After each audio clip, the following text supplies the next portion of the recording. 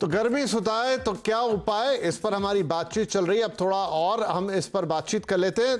Doctor Sahni, तो क्या, जैसे मैंने कहा, आपने बताया कि क्या क्या प्रॉब्लम्स हो सकती हैं, लेकिन आप कैसे पहचानेंगे कि आप ऑलरेडी उस चीज का शिकार हो गए हैं, या फिर कई बार आप बाहर से आते हैं, थोड़ी देर के लिए आपको नॉर्मल नहीं लगता, लेकिन फिर आप सेटल हो जाते हैं, लेकिन वो रेड लाइन कहाँ ड्रॉ होगी जहां आपको फिर प्रिकॉशन लेना जरूरी है, या जरूरत है तो डॉक्टर के पास भी जाना है?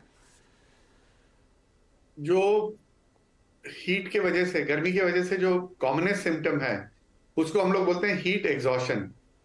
कि गर्मी से आप थक चुके हैं। अब आपको अगर लग रहा है कि हीट एग्जॉशन है, आपको गर्मी की एग्जॉशन है, तो आपको पता चल जाएगा, क्योंकि आपको प्यास बहुत लगेगी। शरीर में हो सकता है थोड़ा टेम्परेचर भी हो, और कमजोरी बहुत महसूस होगी। अगर आपके घर आने के बाद में थोड़ी देर आपने आराम किया, पानी, शरबत, नींबू पानी, को नारियल पानी कुछ आपने 1-2 ग्लास पी लिया, और उसके बाद में कुछ खाने पीने के बाद में भी अगर आपको लग रहा है कि मेरे में शरीर में बिल्कुल दम नहीं है, बिल्कुल कमजोरी है, तो आप ये समझ लीजिए कि आपको हीट एग्जॉशन हो रहा है। और इस टाइम पे बेटर ये रहेगा कि आप हॉस्पिटल में जाएं। अगर घर में एक कमरे में एसी है, तो आप एसी वाले कमरे में बैठिए, ताकि आपकी बॉडी की टेम्परेचर जो है वो रिकवर कर सके, और आपका जो ब्रेन में थर्मो रेगुलेटर है, जो टेम्परेचर को कोऑर्डिनेट करता है कि जितनी गर्मी होगी कितना पसीना आएगा, उन सबको रिकवर करने में। बट अगर थोड़ी देर में, 2-3 घंटे में आपको लग रहा है कि नहीं, मेरे में इंप्रूवमेंट नहीं है, तो आई वुड रिकमेंड कि आप डॉक्टर के पास जाइए, हॉस्पिटल में जाइए। वो वहां पे आपको इंट्रावीनस फ्लूइड्स देंगे, आईवी ड्रिप वगैरह देंगे, आपको ठंडे जगह पे रखेंगे, अगर जरूरत हुई ठंडे पानी की पट्टी करेंगे, और आपका जो न्यूट्रिशन आपको मिलना चाहिए शरीर में, वो फिर ड्रिप की तरफ से देंगे। तो हीट एग्जॉशन अगर आप थोड़ी देर में खुद नहीं मैनेज कर पाते, तो जरूर आप हॉस्पिटल जाइए। And the other major reason जिसके लिए हॉस्पिटल जाने की या डॉक्टर के जाने की जरूरत होगी, इस जो हमने बताया कि पेट में कोई इन्फेक्शन इन्फेक्शन ना भी हुई, अगर लूज मोशंस हैं और पेट में महसूस हो रहा है उल्टी आने वाली है और इंटेस्टाइनल है, तब भी आप जरूर डॉक्टर के पास जाइए, या पास में जो भी हॉस्पिटल है वहां पे संपर्क कीजिए। ठीक है। सांची, तो कुछ ऐसे फूड्स बताइए जो आप लें तो आपको गर्मी में, देखिए गर्मी में हम एग्जॉस्ट हो जाते हैं, और जैसा भी डॉक्टर साहब कह रहे थे कि आपको कोई गरिष्ठ भोजन नहीं करना, हैवी खाना नहीं खाना, खाया भी नहीं जाता, तो हम लाइट वेट भी लें और हमारे पास उतनी एनर्जी भी रहे। क्या होता है, बहुत सारे लोग ना खाना ही, मतलब अरे मैंने तो खाना नहीं खाया, या मैं तो बस एक रोटी से ज्यादा नहीं खाऊंगा, या मैंने तो सिर्फ छाछ पी लिया, लेकिन ऐसा कुछ जिससे एनर्जी भी मिले, आपको दिन भर काम करना है और वो लाइट वेट भी हो। विपिन जी, पहली बात तो हम बात कर रहे हैं गर्मी की, तो ऑब्वियसली डिहाइड्रेशन बहुत होता है गर्मी में, और आप स्वेट भी करते हो तो सॉल्ट पूरे दिन में बहुत निकलता है, और हमारी आदत भी नहीं होती है कि हम ना पानी पीते रहे हमेशा, लेकिन ना लाइफस्टाइल जैसा है हमारा। उसके अलावा इम्यूनिटी की बात की आपने, तो इम्यूनिटी में ऑब्वियसली सारे आपके जो सिट्रस फ्रूट्स है, उसमें जो विटामिन सी और के होता है, वो बहुत लाभदायक होता है। और आपके जो सारे एंटीऑक्सीडेंट्स हो गए, मल्टी मिनरल्स और मल्टीविटामिन हो गए जो आपके सिट्रस फ्रूट में, जैसे होता है कि सीजनल और रीजनल बोलते हैं हम लोग, तो नेचर ने बहुत अच्छे से डिजाइन किया हुआ है कि आपको सीजनल फ्रूट्स जो होते हैं इस मंथ में जो आते हैं, समर में जो आते हैं, वो ऑलरेडी इम्यूनिटी बूस्टर्स होते हैं। बस आपको उसको कॉन्शियसली खाना है, प्लान करके अपने पूरे दिन में। अनदर थिंग, हमारे वेजिटेबल्स भी सारे जो इस सीजन में आते हैं, आपके ग्रीन वेजिटेबल्स आते हैं, तो आपके ग्रीन वेजिटेबल्स हो गया, आपके पंपकिन हो गया, आपका बीटरूट हो गया, आपका कैरेट हो गया, ये सारे आयरन रिच भी होते हैं, तो ऑब्वियसली आपको वो जो आपको वीकनेस है, जो एनीमिक कंडीशन है, उसको भी इम्प्रूव करता है, जो आयरन का उसमें मात्रा है।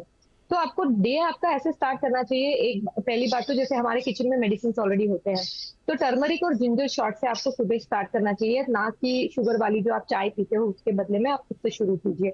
उसके बाद आप अच्छे सा एक जूस पीजिए जिसमें बहुत सारा वेजिटेबल्स भी हो और थोड़े बहुत फ्रूट भी हो उसमें, और उसमें जिंजर भी आप डेफिनेटली यूज कीजिए, पेपर यूज कीजिए, सारे हमारे जो हर्ब्स किचन में होते हैं उसको यूज कीजिए। जैसे बीटरूट, कैरेट डाला आपने, पालक डाला, उसमें क्यूकम्बर डाला, जो सबसे ज्यादा पानी होता है उसमें, जो सबसे ज्यादा हाइड्रेटिंग होता है, तो ये आपने ड्रिंक पी लिया। उसके बाद आपने आपका चाय कॉफी सब पी लिया, और कॉफी और चाय को कम कीजिए, क्योंकि कैफीन और ज्यादा डिहाइड्रेट करता है बॉडी को, राइट, और ज्यादा आपको वीक कर देता है। आपको इंस्टेंट एनर्जी मिलती है, बट वो लॉन्ग टर्म पे वो एनर्जी एक्चुअली नहीं मिलती है। नारियल पानी का सेवन रोज कीजिए। उसके अलावा आपका छाछ छाछ और दही और दूध के सारे जो प्रोडक्ट्स होते हैं, वो भी बहुत ज्यादा हाइड्रेटिंग होते हैं और प्रोटीन रिच होते हैं, जो अगेन आपके इम्यूनिटी का ख्याल रखता है और आपको फुल भी रखता है थोड़े से खाने से, और आपको बहुत ज्यादा न्यूट्रिएंट्स मिलते हैं उससे। शाम को जो है ज्यादा से ज्यादा आप सूप्स पीजिए, पंपकिन सूप पी गया, उसमें भी आप सारे अपने हर्ब्स और स्पाइसेस यूज कीजिए अच्छे से। तो गार्लिक हो गया, जिंजर हो गया आपका, अदरक हो गया, लहसुन हो गया, इन सबको डाल के आप ना उसको भी अच्छा सा एक इम्यूनिटी बूस्टिंग वाला एक सूप पी सकते हैं। तो सूप ज्यादा पीजिए, ये नहीं कि आपको प्यास लग रही है तो कोल्ड ड्रिंक पी रहे हो, कोल्ड कॉफी पी रही हो, ये सब अवॉइड कीजिए। उसके अलावा फ्रूट सैलेड, अगर आपको भूख ज्यादा नहीं लग रही है तो फ्रूट सैलेड में पनीर काट के डाल सकते हो आप, तो पनीर वाला फ्रूट सैलेड खा सकते हो, that you can use it as a whole meal. जी चलिए, तो इन चीज़ों का ख्याल रखिए। ये चीज़ें जो सांची जी ने आपको बताई हैं किस तरीके से आपको ठंडा भी रखेंगी, आपको हैवी नहीं फील कराएंगी, और जो कह रही कि आपको एक एनर्जी की भी ज़रूरत है, खासतौर पे जो आपके अंदर का इलेक्ट्रोलाइट बैलेंस है वो सही रहना चाहिए, वो भी काम करेंगी। क्विकली डॉक्टर कोहली, अपने इम्यून सिस्टम को बढ़ाने के लिए कुछ चीज़ें हम ले सकते हैं जो घर में ही उपलब्ध हो? सबसे पहली बात यह है कि भगवान ने इतने अच्छे अच्छे फ्रूट्स दिए हैं ये सीजन में। आप देखिए हर फ्रूट में बहुत सारा पानी है। आप वाटरमेलन देखिए, आप खरबूजा देख लीजिए, जितने भी फ्रूट्स अभी बिकते हैं सभी में पानी बहुत है।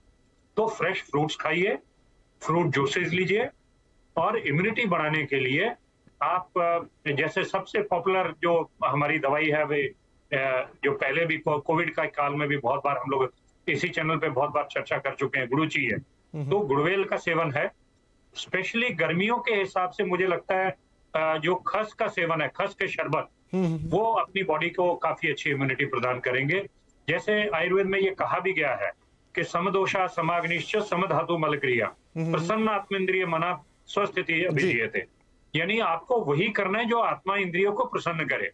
तो इतनी गर्मी जो पूरे ब्रह्मांड में फैली हुई है और हमारे शरीर में भी है, उसको कम करने के लिए पेय पदार्थ तो अच्छे चाहिए ही चाहिए, ताकि आपके मन को भी प्रसन्न करें, बिल्कुल, और आपके बॉडी के वाटर लेवल्स को और इलेक्ट्रोलाइट्स को भी मेंटेन कर सकें। बिल्कुल। तो मुझे लगता है नींबू पानी, नारियल पानी, ये सारे पेय पदार्थ आपको लेने चाहिए, ठीक है। और आपने खास तौर पे खस की बात की तो उसका भी शरबत आप ले सकते हैं।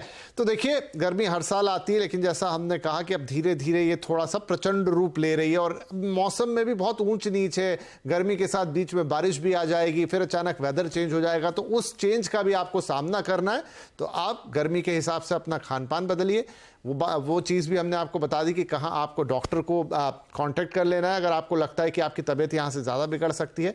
और ख़ास तौर पे आपको तरल पदार्थों का सेवन खूब ज़्यादा करना है। थोड़ा सोच के, मतलब माइंड में बना के रखिए कि मुझे पानी तो पीना ही है, और ये कुछ खास चीज़ें ज़रूर अपनी बॉडी में डालनी है, ताकि मेरा सारा मामला बैलेंस रहे। तो फिर इस गर्मी को हम आसानी से मैनेज कर पाएंगे, बीमार नहीं पड़ेंगे और एनर्जेटिक भी रहेंगे। बहुत शुक्रिया आप तीनों ही मेहमानों का आज हमसे बातचीत करने के लिए। नमस्कार।